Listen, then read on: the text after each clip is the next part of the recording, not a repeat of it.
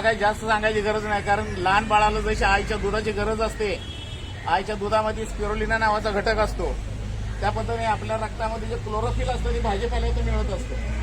की व्हीटग्रासचा ज्यूस जर प्याला तर 10 पट जास्त मिळत असतं, सर्वांना माहिती आहे बरोबर. तर याचा ज्यूस पिल्याच्या नंतर भरपूर म्हणजे हिमोग्लोबिन वगैरे वाढण्यासाठी मदत होत असल्यामुळं कॅन्सर पेशंटसाठी खूप याचा बेनिफिट होत असतो, लाभ मिळत असतो कॅन्सर पेशंटला.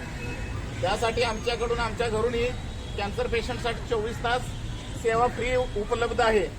आणि या असं व्हीटग्रासचा ज्यूस माझ्याकडे 2-2, 3-3 मशीन्स आहेत.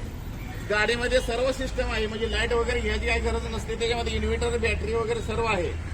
पण आता जवळच्या जवळ असल्यामुळे मी कुठेही प्रेझेंटेशनला गेलो तर कसलीही अडचण येत नाही. प्रेझेंटेशन खूप छान होत असतात. हे ताजं पिल्याच्या नंतर आपल्याला माहिती आहे उसाचा रस 15-20 मिनिटांनी काळा पडतो, तशी प्रत्येक वस्तू बनवल्याच्या नंतर ती शक्तिहीन होत असते. त्याच्यामुळे आम्ही प्रत्येकाला हात जोडून रिक्वेस्ट करतो की ताजं खा, थोडासा योगा करा आणि हे ताजं जर जडीबुट्टी खाल्ली तर 100% आपल्याला कोणत्याही व्याधीपासून नक्की आराम मिळतो. कारण एका जडीबुट्टीमधून आमची टपकत असतं, लोकांना याच्याबद्दलची माहिती नाही. ती जनजागृती करण्यासाठी आम्ही पूर्ण भारतभर फिरत असतो. कितीही लोक जरी असली तरी आम्ही त्यांना फ्रीमध्ये सर्व देत असतो.